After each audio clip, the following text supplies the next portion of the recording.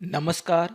Byju's government exam prep channel में आप सभी का स्वागत है। और आज हम 20 अप्रैल के जो भी इम्पोर्टेंट करंट अफेयर्स है उस पर चर्चा करने वाले हैं। तो आइए शुरू करते हैं आज का डेली करंट अफेयर्स। आइए सबसे पहले हम नेशनल करंट अफेयर्स को देख लेते हैं।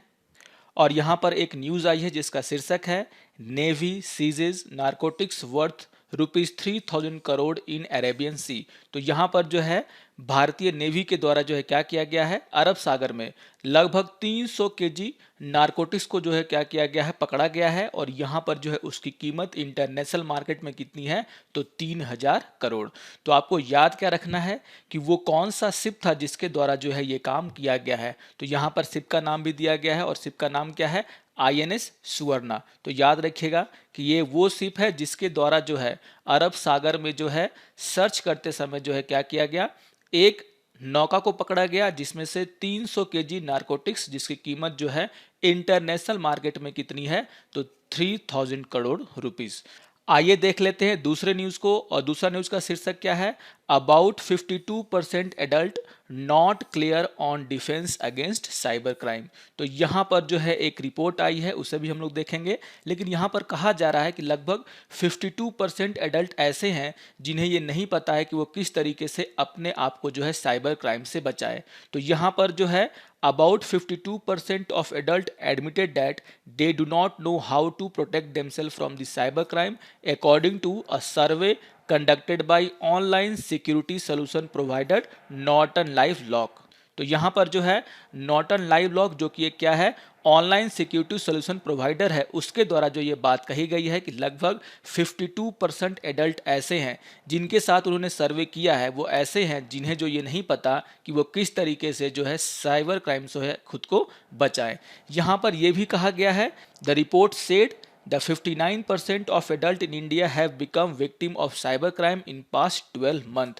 तो यहाँ पर जब से हमारे देश में जो है लॉकडाउन लगा है, और आप सभी जानते हैं कि लॉकडाउन के दौरान जो है बहुत सारे लोग जो है घरों से बैठ करके अपना काम कर रहे हैं, अपना बिजनेस कर रहे हैं। और यहाँ पर जो है यही कहा गया है कि पास्ट 12 मंथ में है लगभग जो है 59% इंडियन ऐसे हैं जो कि ये सोचते हैं कि वो कहीं ना कहीं जो है साइबर क्राइम के शिकार हुए हैं।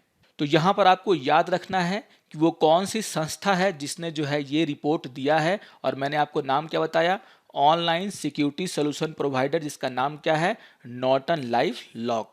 यहाँ पर जो है इस रिपोर्ट का नाम भी दिया गया है और नाम क्या है, 2021 Norton cyber safety insight report based on the research conducted online by the Harris Poll. तो याद रखिएगा कि यहाँ पर जो है रिपोर्ट का नाम क्या है, तो 2021 Norton cyber safety insight report, जिसे कि जो है हैरिस पोल के द्वारा जो है क्या किया गया है, एक पोल कंडक्ट कराया गया था ऑनलाइन, जिसमें कि पूरी दुनिया के 10,030 जो एडल्ट हैं जो कि 10 कंट्रियों से जुड़े हुए हैं, उन्होंने क्या लिया, भाग लिया। जिसमें भारत के भी लगभग 1000 जो एडल्ट थे, लोग थे, उन्होंने भी क्या किया था, अपना ओपिनियन रखा था। और यहीं पर जो है ये सारे के सारे जो है बातें कही गई है इस रिपोर्ट के अनुसार।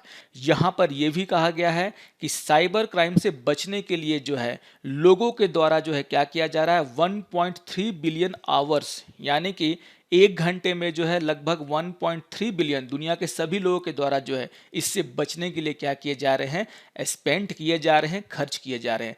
यहाँ पर इस रिपोर्ट में यह भी कहा गया है कि एज पर the research 7 in 10 Indians adult, जो कि कितने हैं, 70% हैं, believe that remote work has made it much easier for hackers and cyber criminals to take advantage of people. तो यहाँ पर जैसा कि मैंने कहा कि कोविड-19 के दौरान बहुत सारे जो लोग हैं वो घर बैठे अपना काम कर रहे हैं, और यहाँ पर यही माना जा रहा है कि इसी के कारण जो है अब जो है ऐसे लोगों को टारगेट करना क्या किया गया है, बहुत ही आसान हो गया है। यहाँ पर यह भी कहा गया है कि अराउंड हाफ, यानी कि 52% यहाँ पर कहा जा रहा है कि से that they do not know how to protect themselves from the cyber crime, and even 68% say it is difficult for them to determine if the information they see online is from the credible sources. तो यहाँ पर कहा जा रहा है कि लगभग जितने लोगों ने यहाँ पर सर्वे में भाग लिया उसमें से 52% ये कहते हैं कि उन्हें नहीं पता है कि वो किस तरीके से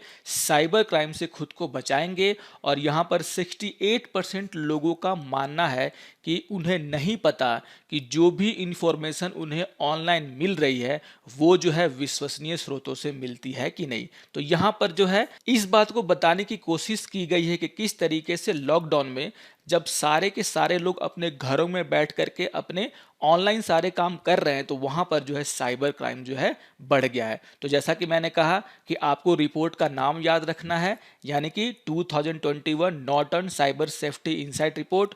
दूसरा आपको याद रखना है कि किसके द्वारा ये कंडक्ट कराया गया पोल, तो यहाँ पर नाम क्या दिया गया है, हैरिस पोल। और यहाँ पर आपको ये भी याद रखना है कि किसके द्वारा जो है इस रिपोर्ट को जारी किया गया है, तो मैंने नाम क्या बताया है, online security solution provider Norton life lock.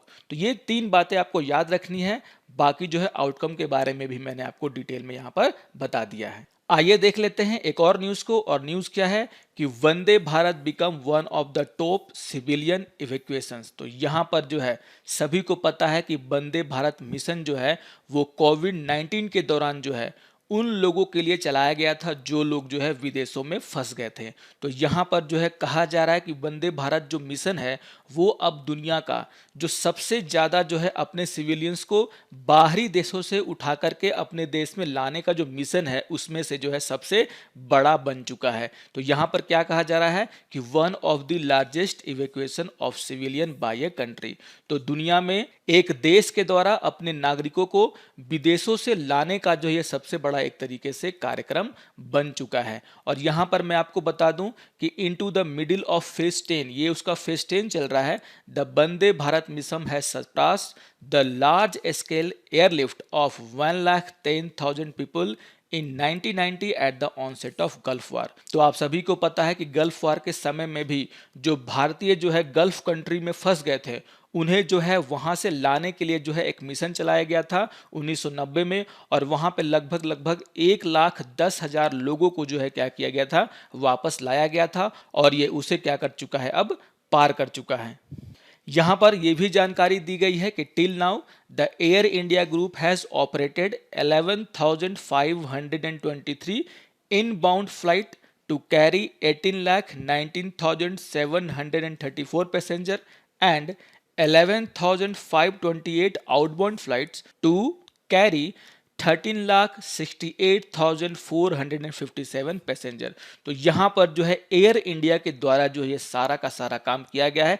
याद रखिएगा कि कोई प्राइवेट जो है एयरलाइंस के द्वारा ये नहीं, यहाँ पर जो है एयर इंडिया के द्वारा सबसे ज़्यादा जो है पैसेंजर को जो है बाहर की दुनिया से जो है भारत में लाया गया है। यहाँ पर मैं आपको एक और इम्पोर्टेंट जानकारी दे देता हूँ कि जो वंदे भारत मिशन का जो पहला फेज था वो 2020 में जो है 11 डेज के लिए था, और वो जो है 7 मई से 17 मई तक चला था। और यहाँ पर जो है करंट में जो है इसका 10वां फेज चल रहा है, और ये कहा जा रहा है कि लगभग ये फेज जो है 31 अक्टूबर तक जो है अंतर्राष्ट्रीय और घरेलू जो पैसेंजर हैं उन्हें जो है लेकर के भारत में आएगा। तो यहाँ पर जो है कुछ बहुत ही इंपॉर्टेंट बातें कही गई हैं वंदे भारत मिशन को लेकर के, जिसे आपको क्या करना है, याद रखना है।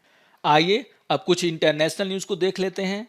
और यहाँ पर न्यूज़ क्या आया है, बहुत ही इंपॉर्टेंट न्यूज़ है ये, और न्यूज़ क्या है, क्लाइमेट चेंज से जुड़ा हुआ है। और यहाँ पर देख लेते हैं इस हेडलाइन को, और क्या है ये कि climate change, Israel aims to reduce 80% green house gas emission by 2050। तो यहाँ पर जो है दुनिया का एक और देश यानी कि इजराइल के द्वारा जो है एक समय सीमा दे दी गई है कि वो क्या करेगा कि अपने देश में जो है जो भी ग्रीन हाउस गैसों का उत्सर्जन होता है, इमिशन होता है, उसमें लगभग 80% की क्या कर देगा, कटौती कर देगा। और यहाँ पर जो है आपको देश का नाम याद रखना है, और वो कौन है, इजराइल। तो यहाँ पर जो है Israel ministry of energy has announce a national plan which include a main target of reducing 80% of greenhouse emission by 2050। और यहाँ पर जो है ये भी बात कही गई है जो कि बहुत ही इंपॉर्टेंट है, the plan also aim to shut down all coal fired power plant by 2025। तो यहाँ पर कहा जा रहा है कि इजराइल के द्वारा जो है 2025 तक जो भी कोयले से चलने वाले जो बिजली संयंत्र हैं, पावर प्लांट हैं, उन्हें वो क्या कर देंगे, बंद कर देंगे। और यहाँ पर ये कहा जा रहा है कि जो बिजली क्षेत्र से जो भी ग्रीन हाउस गैसेस का उत्सर्जन होता है उसे वो क्या करेंगे, 75 से 85% तक 2050 तक आते आते क्या कर देंगे, कम कर देंगे। तो यहाँ पर बहुत ही एक महत्वाकांक्षी योजना जो है बनाई गई है, किसके द्वारा, इजराइल के द्वारा। यहाँ पर यह भी कहा गया है इजराइल के द्वारा कि to achieve the goals the programme include the development of innovation technologies, improvement of power grid, changes in energy use by the household, transaction to electric vehicle. तो यहाँ पर यह कहा जा रहा है कि 2050 का जो इन्होंने मिशन रखा है कि वो क्या करेंगे,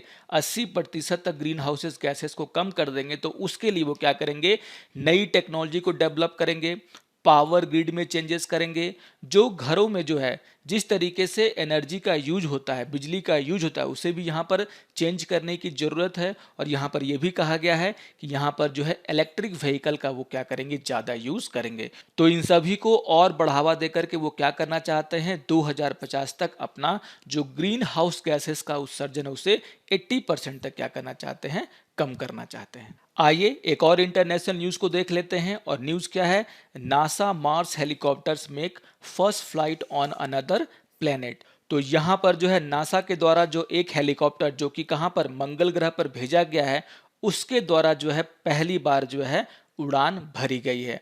और यहाँ पर क्या बताया गया है कि जो इंजेनिटी, जो कि हेलीकॉप्टर का नाम है, उसके द्वारा जो है मंगल के सरफेस पर जो है 10 फीट ऊपर जो उड़ान भरी गई है। और वो कितने समय के लिए, 39 सेकंड के लिए। तो ये बहुत ही इंपॉर्टेंट न्यूज़ है साइंस एंड टेक्नोलॉजी के लिए भी, और इंटरनेशनल न्यूज़ में भी इसको आपको पूछा जा सकता है। तो यहाँ पर जो है एक छोटा हेलीकॉप्टर जिसे नासा ने जो है भेजा है कहाँ पर, मंगल ग्रह पर, जिसका नाम मैंने क्या बताया, इंजेनिटी। ये नाम आपको याद रखना है, बहुत जो है इंपॉर्टेंट है, एग्जाम में कभी भी पूछा जा सकता है, उसका नाम आप याद रखिएगा।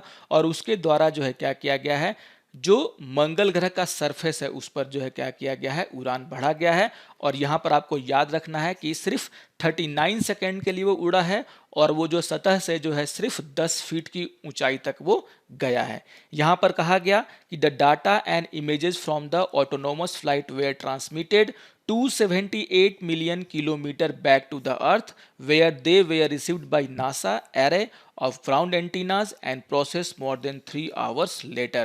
तो यहाँ पर जो है उसके द्वारा कुछ फोटो भी खींचे गए हैं। और यहाँ पर यह कहा गया है कि 278 मिलियन दूर जो है पृथ्वी पर इनको भेजा गया, जिसे कि नासा के द्वारा जो क्या किया गया है, प्रोसेस किया गया है, जिसमें 3 घंटे का समय लगा। यहाँ पर जो है नासा के वैज्ञानिकों द्वारा जो है इसे एक बहुत बड़ी उपलब्धि मानी जा रही है। और इसे उस फ्लाइट से जोड़कर देखा जा रहा है जब राइट बंधुओं के द्वारा जो है 1903 में जो है पहला जो है क्या किया गया था, उड़ान संचालित किया गया था।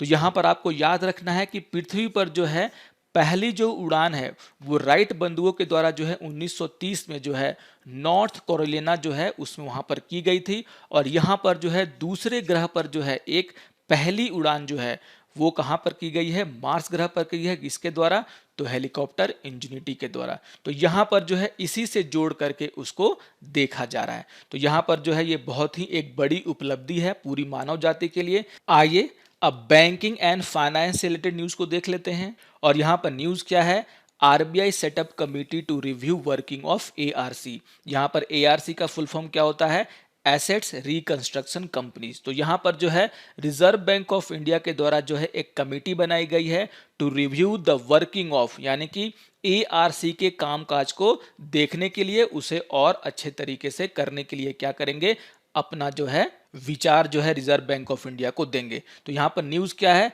कि the RBI on Monday setup a committee to undertake a comprehensive review of the working of assets reconstruction company, जिसे हम शॉर्ट में क्या बोलते हैं, ARC, and recommend suitable measures for enabling them to meet the growing requirement. तो आपको याद रखना है, मैंने क्या बताया, एआरसी का फुल फॉर्म क्या होता है, एसेट रिकंस्ट्रक्शन कंपनीज। यहाँ पर आपको ये भी याद रखना है कि the 6 member committee will be headed by Sudarshan Sen. तो ये बहुत ही इंपॉर्टेंट यहाँ पर ये नाम है, आपको याद रखना है कि जो कमिटी बनाई गई है रिजर्व बैंक ऑफ इंडिया के द्वारा उसमें 6 मेंबर होंगे। और यहाँ पर जो है उनका हेड कौन होगा, सुदर्शन सेन, जो कि फॉर्मर एग्जीक्यूटिव डायरेक्टर हैं किसके, रिजर्व बैंक ऑफ इंडिया के। तो ये बहुत ही इंपॉर्टेंट न्यूज है और किसी भी एग्जाम में आपको पूछा जा सकता है। यहां पर जो है ये भी बताया गया है कि the panel will review the existing legal and regulatory framework applicable to ARC and recommend measure to improve efficiency of ARC. यहाँ पर यह भी कहा गया है, जो कि बहुत ही इंपॉर्टेंट बात है, कि ये जो कमेटी होगी वो अपनी रिपोर्ट जो है वो 3 महीने के अंदर में दे देगी, अपनी पहली मीटिंग के 3 महीने के बाद। तो यहाँ पर क्या कहा गया, the committee will submit its report within 3 month from the date of its first meeting. तो अपनी पहली मीटिंग के 3 महीने के बाद जो है ये क्या करेगा, अपना रिपोर्ट जो है सबमिट कर देगा। आइए एक और बहुत ही इंपॉर्टेंट न्यूज को देख लेते हैं, और न्यूज क्या है, Shiv Subramaniam Raman take charges as a SIDBI chairman and managing director. तो यहाँ पर जो है शिव सुब्रमण्यम रमन के द्वारा जो है क्या किया गया है, सिडबी के चेयरमैन और मैनेजिंग डायरेक्टर का कार्यभार संभाला गया है। बहुत ही इंपॉर्टेंट न्यूज है, बार बार जो है एग्जाम में पूछा जाता है, क्योंकि सिडबी जो है वो क्या है, जो लघु उद्योग हैं उनको सपोर्ट करने के लिए बनाया गया था। आप सभी को इसका फुल फॉर्म भी पता होगा, स्मॉल इंडस्ट्री डेवलपमेंट बैंक। तो यहां पर जो है आपको याद रखना है कि सिडबी के जो है नए अध्यक्ष का नाम क्या है। यहां पर मैं आपको एक और इंपॉर्टेंट जानकारी देता हूं कि सिडबी का चेयरमैन बनने से पहले जो है शिव सुब्रमण्यम रमन जो है वो क्या थे, चीफ एग्जीक्यूटिव ऑफिसर थे किसके, national e governance service limited के, जो कि इंडिया का पहला जो है इंफॉर्मेशन यूटिलिटी में से एक है। तो यहाँ पर आपको याद रखना है कि सिडबी में आने से पहले जो है वो क्या थे, national e governance service limited में क्या थे, मैनेजिंग डायरेक्टर। यहाँ पर यह भी बताया गया है कि Raman is an Indian audit and account service officer of 1991 batch. तो ये जो थोड़ी बहुत बातें हैं वो आप याद रखिएगा, क्योंकि जब भी कोई नया अपॉइंटमेंट होता है तो उसके बारे में बहुत कुछ पूछा जाता है। फिर भी आपको जो है सबसे पहले क्या याद रखना है, सिडबी का जो है चेयरमैन जो नए बनाए गए हैं उनका नाम, और उसके अलावा जो थोड़ी बहुत जानकारियां हैं कि यहाँ पर आने से पहले वो कहाँ काम करते थे, किसके मैनेजिंग डायरेक्टर और चीफ एग्जीक्यूटिव ऑफिसर थे, उसको याद रखिएगा। और यहाँ पर मैंने एक छोटी सी जानकारी और दे दी है कि वो 1991 बैच के क्या हैं, Indian audit and account service के क्या हैं, अधिकारी हैं। आइए अब कुछ स्पोर्ट्स न्यूज़ को देख लेते हैं, और यहाँ पर न्यूज़ क्या है कि इंडिया ओपन बैडमिंटन पोस्टपोन। तो यहाँ पर जो है इंडिया ओपन बैडमिंटन जो है उसको जो है कोविड-19 को देखते हुए, जो कि दिल्ली में होने वाला था, उसे क्या कर दिया गया है, पोस्टपोन कर दिया गया है। तो यहाँ पर एक इंपॉर्टेंट न्यूज़ निकल कर आ रहा है कि यहाँ पर इंडिया ओपन बैडमिंटन जो एक चैंपियनशिप यहाँ पर खेली जाने वाली थी, उसे जो है क्या किया गया है, पोस्टपोन कर दिया गया है। और आपको ये याद रखना है कि यहाँ पर जो है ये खेल कहाँ पर होने वाला था, तो दिल्ली में, और जो कि 11 मई से 16 मई के बीच में होने वाला था, लेकिन अब इसे क्या कर दिया गया है, पोस्टपोन कर दिया गया है। आइए अब कुछ इंपॉर्टेंट डेज को देख लेते हैं। यहाँ पर सबसे पहले हम 19 अप्रैल के इंपॉर्टेंट डेज को देखेंगे, और यहाँ पर जो है आपको सभी को पता होगा कि 19 अप्रैल को जो है हम क्या मनाते हैं, वर्ल्ड लीवर डे के रूप में क्या करते हैं, मनाते हैं, सेलिब्रेट करते हैं। तो ये बहुत ही इंपॉर्टेंट बात है, 19 अप्रैल क्या है, वर्ल्ड लीवर डे। और यहाँ पर आपको याद रखना है कि the liver is the second largest and the second most complex organ in the body after the brain. और यहाँ पर इसी को लेकर के जो अवेयरनेस बढ़ाने के लिए, इसके जो होने वाली जो बीमारियां हैं उसके बारे में जो है अवेयरनेस को बढ़ाने के लिए जो है इस दिन को हम लोग यहाँ पर मनाते हैं। तो याद रखेगा 19 अप्रैल वर्ल्ड लीवर डे। और यहाँ पर इसका थीम मैंने दे दिया है, और बहुत ही इंपॉर्टेंट ये डे है, और थीम आपसे पूछे जा सकते हैं आपके एग्जाम में, और थीम क्या है, keep your liver healthy and disease free. आइए अब एक और इंपॉर्टेंट डेज को देख लेते हैं, और यहाँ पर आज का दिन है 20 अप्रैल, और 20 अप्रैल को हम यूएन चाइनीज लैंग्वेज डे के रूप में सेलिब्रेट करते हैं। तो याद रखेगा 20 अप्रैल UN Chinese language day.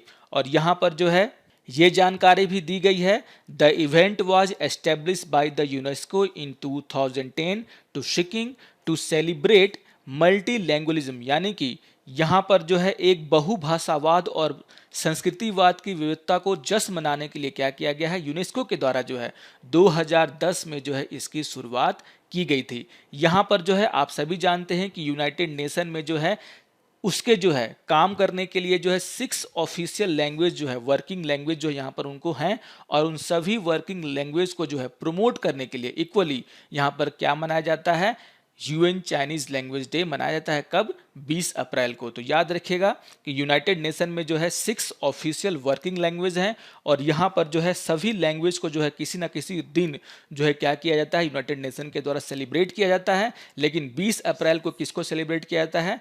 Chinese language day को।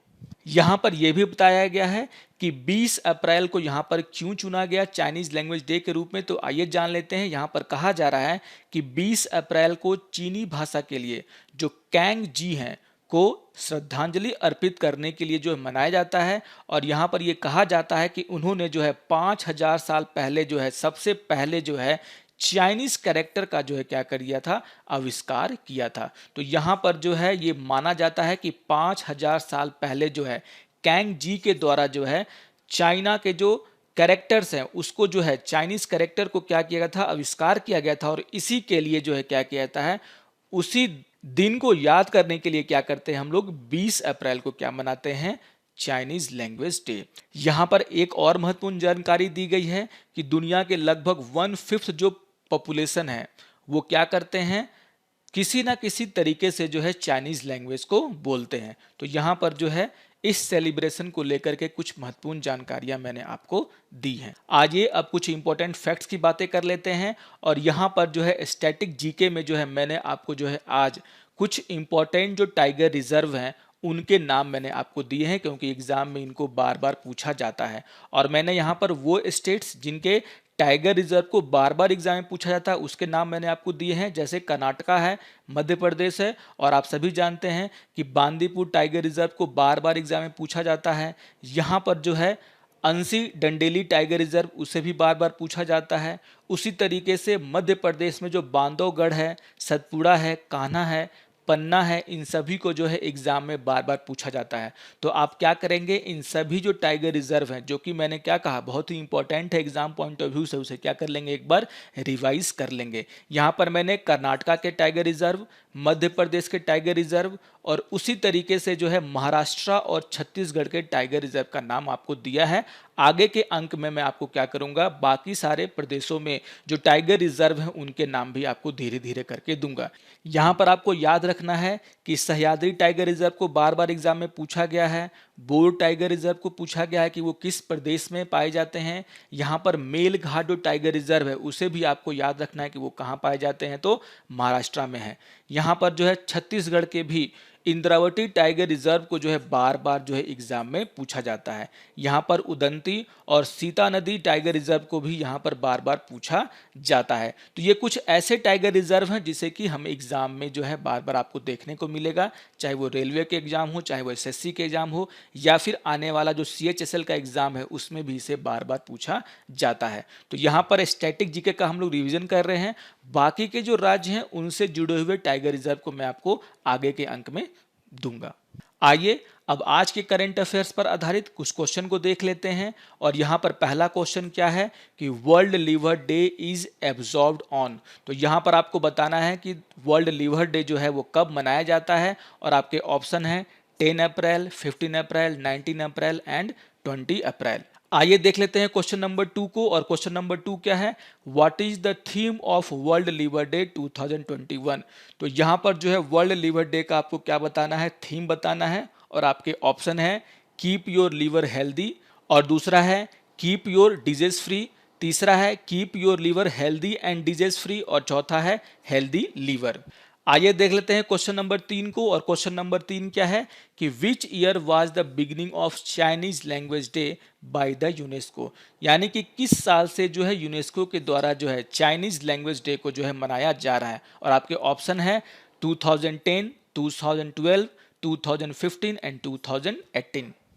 आइए देख लेते हैं क्वेश्चन नंबर 4 को। और क्वेश्चन नंबर 4 क्या है कि on which day is the UN Chinese language day celebrated. और आपके ऑप्शन है 10 अप्रैल, 15 अप्रैल, 19 अप्रैल एंड 20 अप्रैल।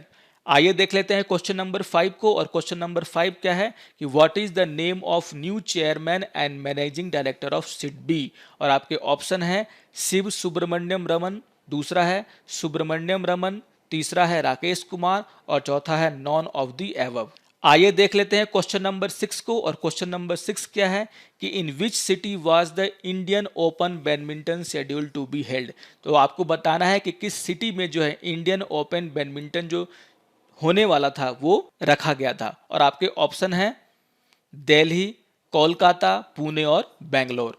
आइए देख लेते हैं क्वेश्चन नंबर 7 को। और क्वेश्चन नंबर 7 क्या है, Israel aim to reduce 80% green house gas emission by. और आपको बताना है कि इजराइल के द्वारा जो है किस वर्ष तक जो है ग्रीन हाउस गैसेस में जो है 80% की कमी की जाएगी। और आपके ऑप्शन है 2025, 2030, 2050 और आपका लास्ट ऑप्शन है 2035। आइए देख लेते हैं क्वेश्चन नंबर 8 को। और क्वेश्चन नंबर 8 क्या है, the first powered flight on earth was achieve by the Wright brothers in which year. यानी कि जो है पृथ्वी पर पहली संचालित उड़ान जो है राइट ब्रदर्स के द्वारा किस वर्ष की गई थी।